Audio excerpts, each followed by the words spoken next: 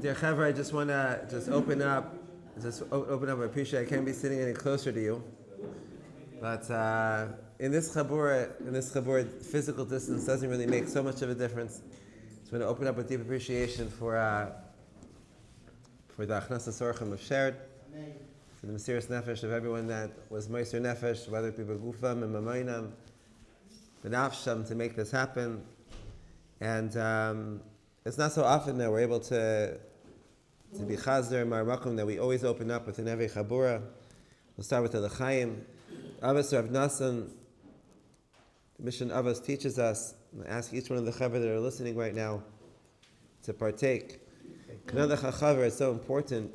Torah understands that developing friends, investing in friends, acquiring friendships. Torah understood very well that life is busy. You have to pay. You have to pay to have friends. Not necessarily to put in money, but it's always coming at a cost. It's coming at a cost of something else you could be doing. But to invest in friendships. But the Torah says it's sweet. Ketzad, how do you invest in friendships? She'yochal ima v'yishta imay. You eat with them, you drink with them. So, l'chaim everyone, that it's we wanted to invest in having a night a little bit out of the regular space, to be able to have some l'chaims and l'chaim that are listening. They're listening online from wherever you're listening, that you should take a moment. I don't normally do this. I think we did it maybe the first chabura. We're going to do it now. Maybe Omer to do it now. But just to bring into consciousness all of the chaver that have been with us for these last few months. You should know that your success, the people that are sitting here eating the good sushi and drinking the beer, Mamash, you wouldn't be where you would be today if it wasn't for the chaver and the chaver that are listening to this, whenever you're listening to this. And I know, because Rabbi Gerzi and I and Rabbi Yoni were in touch with you, to recognize that your journey has been powered by our journey. So to offer a big l'chaim to Rav Barry, to Rav Michael, to Rav Mitch, to Rav Chaim, to Rav Yehuda, to Rav Yaakov, to Rav Nisim, to Rav Baruch Zev, to Rav Daniel, to Rav Benji G. The reason why you got two names is because your second name is really easy to say, Rav Benji. Don't think you're any more important. It's Benji G. Rav Benji G. To Rav Uvein, who's mamish mechazik the rabbi mechutz la'aretz, he's traveling. Rav Daniel, Rav Dan, you normally get to see you live. Rav Michael Gorshin, Rav Moshe Morris, Rav Levi, Rav Ephraim, Rav Helig of Ephraim from Lakewood, Rav Zusha, Rav Eli, Rav Eli, Rav Baruch, we miss you. We miss seeing you live, but we know that you're listening in. Rav Evan. We got more guys. You don't realize, Chaver, how many people are pumping in their kaiches.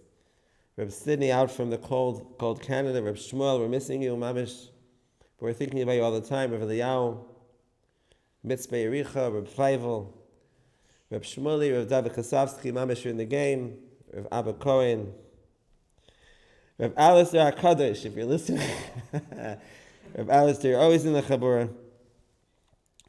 It's amazing, Chaver. This l'chaim is to you. You should recognize that we're mamish in this together.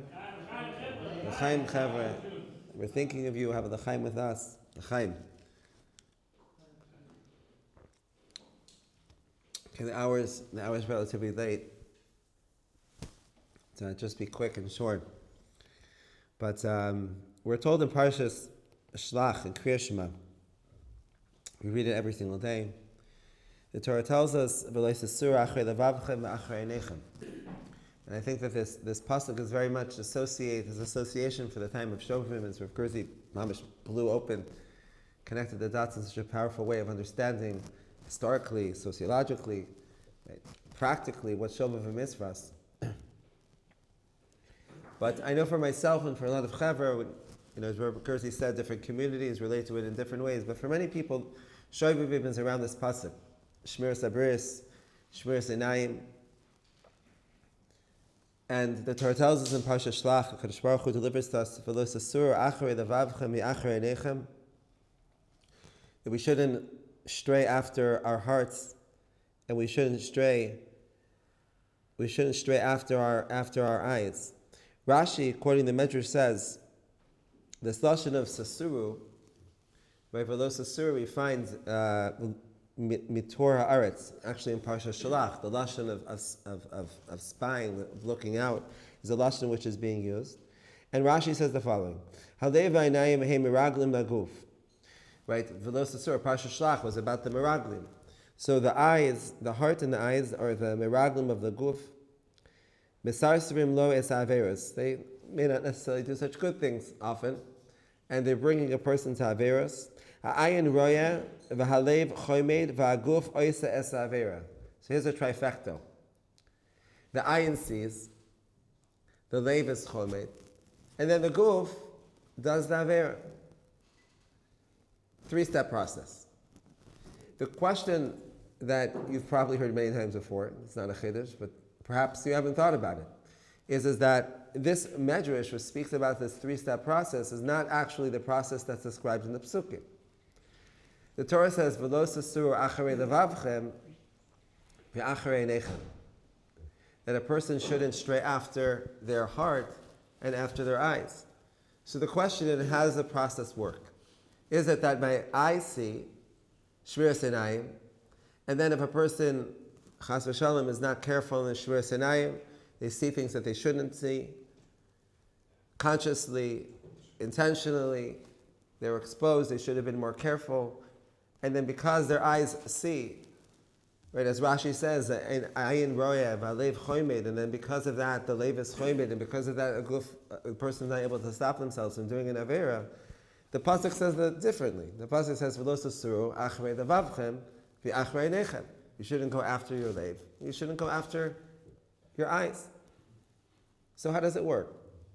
So this idea that we're going to speak out over here, once again, it's an idea that perhaps you've heard before, but it's something I've heard before, and it's something to repeat over and over and over and over again, and it's particularly relevant for everything that we've been learning over the past few months, and really the whole derech of Pilzno. And that is, if we ask ourselves a question of where does the process of missing the boat happen? So, as we know, the process starts before that which we see. But rather, the process starts within the leiv. In our language within the Chabura, as we've been journeying together, we have the realm of the neshama, we have the realm of our das, we have the realm of our nefesh. And within the realm of our nefesh, there's a coding system that takes place, sometimes against our will.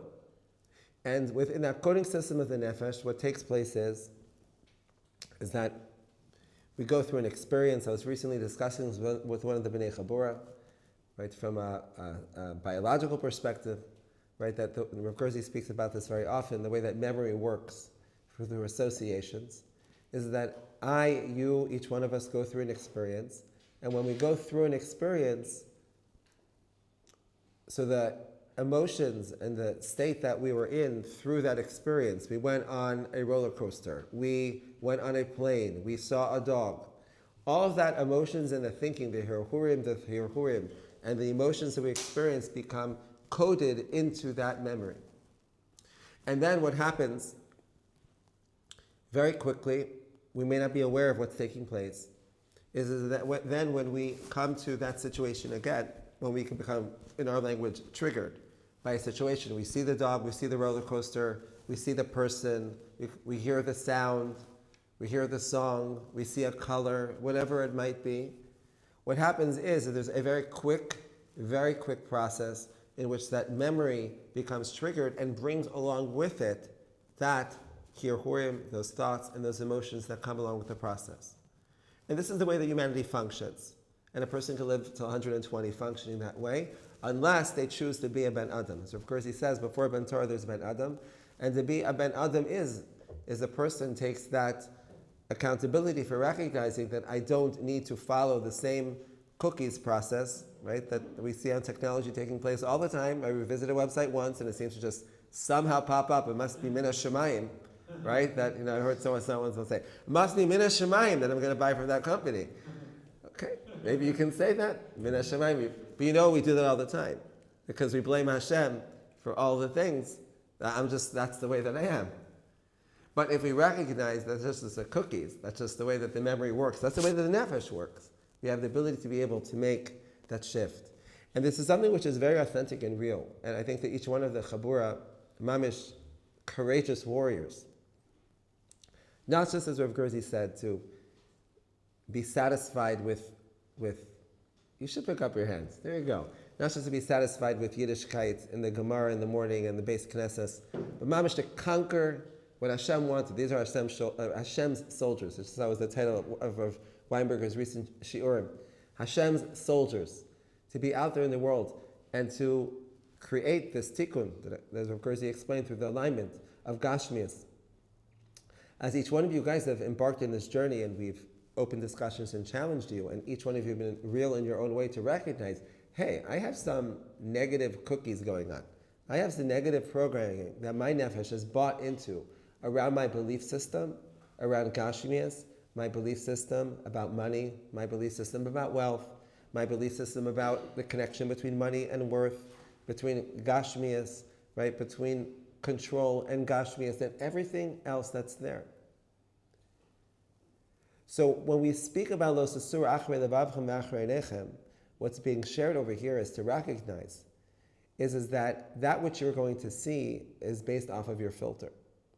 If your nefesh, if your leiv already is bought into a certain way of looking at things, that is what you are going to see. And not only is that what you're going to see, if you're not a ben avodah, you'll actually believe that that is reality. That's just the way that it is. And what each one of you guys have done over the past few months, myself as well, as I've continued along my journey, I've recognized that there are certain beliefs that we may have picked up on. So whether it was we've experienced Gashmias with guilt at some point of our lives, perhaps because we misuse Gashmias, and therefore whenever we think of Gashmias, we have feelings of guilt and thoughts of guilt and bad that come up. Or whether money in our consciousness has been coded with taiva, and money has been coded with gaiva, which is not so hard to understand where that came from. I mean, if you look at any Western culture advertisement, that's exactly what you see. So if that became coded within our nefesh at some point, that's something which is playing out unless we're able to create that shift. Or if you ever experience in your life a feeling of lack of worth, and I know I have. As a child, I've thought about this. As a child, seeing, those kids that are like really, really cool, and those kids that are like really, really valuable, like it's because they're really wealthy. And you had some coded experience within your life in which you coded worth and self-value connected to your money. That's something which your nefesh is carrying around. And what the Torah charges us to do is not to live that whole entire way for the rest of our lives. Because what happens when we don't live that way is exactly what took place with Yosef HaTzadik. We've mentioned this before, we'll mention it now, and we'll mention it many times, because it's the Sfas Emes. You see, no Simcha Purim tonight. Even though everything is from the Sfas Emes to Rabbunim, I've realized I'm realizing Sfas Emes that all I like is all Rabbunim. I think Sfas Emes brought down Rabbunim from the Chiddush Emes. Okay. Not to take away from the Tzaddik Sfas Emes, but I'm just appreciating Rabbunim more. So the Sfas Emes says that when Yosef revealed himself, when each one of us are looking to experience that moment of revelation, the Ani Yosef in our lives. So the Medrash brings down from that, I believe it's a Tanayim, the Amarayim, that say, Aylanu liyom adin b'yom hatochacha. Rashi brings it down there in the Pesukim. So what's the connection between Yosef saying Ani Yosef and Aylanu liyom adin b'yom hatochacha? So here's what the Sfas Emes says, quickly. You know, Mar Makomas, they're not going to. We've shared this insight in the past. Says the Sfas Emes that the brothers, once again, we can't understand, this is on their level, but the brothers on their madrega, they touched Yosef up wrong. They saw the way that Yosef was acting, they saw the way that Yosef was behaving, right? He was, from the descriptions of the Torah, he was more involved in the realm of Gashmias, he was Basalsa Basaris. Of course, there's deep Kabbalistic explanations of what Yosef was doing with that, but they saw Yosef in a certain way, and they understood Yosef to be in a certain way. And at that moment, when Yosef said, Ani Yosef, the brothers, all of the filters that they had about Yosef dropped. And they realized that standing before them right now with Tzaddik Yesod Olam, that they had totally misread Not because Yosef did anything wrong, but simply because of their own, if we can say, nefesh experience, their own filters of the way that they had misread Yosef. Says the Sfas Emes, that what the Medrash is revealing is that after 120 years, when a person, so Rabbi Gerzi says, graduates this world and goes to a place of greater clarity, he's going to see that Gashmias is Malei Kedusha. He's going to see that that thing that many people walk around in their life feeling is the enemy, is the thing that brings them away from HaKadosh Baruch Hu, is the problem, is the Yetzer Hara, is actually Malei Kedusha. But we just misread it. And the reason why we misread it was simply because it was our own relationship that we had that was damaged with Gashmias. It was our own relationship that we had with money, with wealth that was damaged, that we didn't take the responsibility to recognize that we can change that.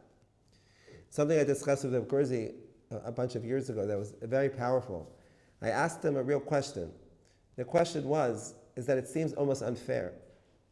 Because if anyone here is a parent, it seems that our kids, I'm not sure what the right word to use them are, but let's just say they don't have das. The Torah tells us they don't have das. So the question is that before we're given das, it seems that we're set up for getting misprogrammed. Because we don't have the ability to have that das. So when we go through that experience and we have an association as a kid, we feel really not worthy because we didn't have those Nike sneakers. Or because we basically bought into the thousands of ads that basically told us whatever they told us, or whatever your association became with everything in life. It seems that we're actually set up to have a lot of misalignment. So why is that fair? So Rabbi Gerzi said, well, that's what tikkun is. That all of those traumas, all of those misassociations that Hashem set us up because Hashem knew that that's something that we need to be mitakein. So Hashem with His hashgacha set us up with the right parents and the right kids and the right ads and whatever it was that we needed to see. But He expected that when we get our das that we're going to work on being mitakein that. And if we can say that was the journey, that was the experience of the brothers of Yosef with Yosef HaTzadik, and that's really what our journey is. So what I'd like to wrap up with is really just to have a deep appreciation for each one of you guys that are in the Chabura. That each one of you guys, Rav Mitch, you made it. There you go, Rav Mitch. That you should recognize, Rav Gerzi said so powerfully and explained so clearly, that Adam Yashar, we have the ability to be Adam Yashar. And the more that we develop our das, and the more that we surround ourselves with people like the Bnei Chabura that are having conversations about this, and are being courageous enough to be able to say to your friend and say, well, my nefesh is telling me something which I don't really like, but it seems pretty real to me. That ability to be real. I'm sorry, Bioni. There's a Simcha Bunim said, there you go. There's Simcha Bunim of Shishchas. I just heard it last night. Mamash is Kival. Simcha Bunim says that every single person needs to have a friend, that he's able to share the deepest of his secrets and his disappointments and his averos with, and that person is able to hold space for that person. Rav Simcha ben Shishcha said that every single person needs to have that.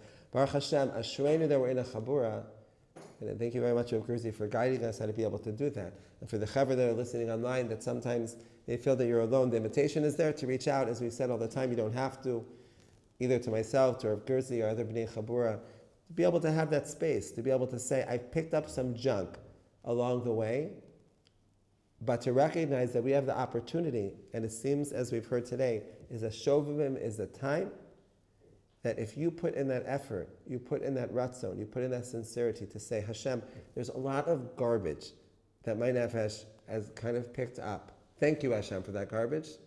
I recognize it was for my tikkun. Where I have, as we've seen throughout the Chabura, unhealthy associations regarding my worth, or unhealthy associations about Gashmias being anti-Ruchani, or unhealthy associations about power, about koach. Whatever your junk is, believe me, I've been through that junk, I have a lot of that junk, I'm working on that junk, be real with that junk, ask HaKadosh Baruch Hu to help you. And through the avodah that we've been learning, if you apply even 3% of it, take that moment to breathe, take that moment for that meditation, take that moment for that mantra, take that moment to gain that clarity. And during Shovavim, so Rabbi Gerzi says, Chosem, to commit, to say, Kadosh Baruch Hu, I want to be an aligned person. I believe that Gashmis is Malik Tusha. I believe that I can be a person that could manifest wealth to be Megala Shem Shemayim Be'emes. Do you believe that you can be that type of person? If you're a Ben Avram, you can. And the only thing that's stopping me and stopping you is our nefesh. It's just cookies. Just cookies. So if you believe that you can reset, you can go to Google, settings, wipe out the cookies. We can do it here. It's all mashal, it's all nimshal. I give myself a bracha, I give you a bracha. Right, that we should continue being mechazik. And if you're listening to this and you feel like, I don't know what you're talking about because I missed Shir 16 to 23, that's good, fine. That's good. We're here for you. Whatever you can get out of this, we're here. And once again, the mission of Work Inspired is to be able to bridge that gap between avodah Hashem and the realm of parnassa, work, and to recognize, as Rabbi Gerzi said, right, that if there's some sort of type of feeling of like there's something misaligned, so that means there's something inside of us which is misaligned. But as Hashem, it's a big privilege of ours to be able to spend time with you, having these discussions. We continue through the rest of this chabur, and we go into the next chabur. Bez Hashem, we're going to be speaking about work particularly, and recognize that there's a tremendous opportunity for growth, kirvas Hashem and tikkun within it. L'chaim.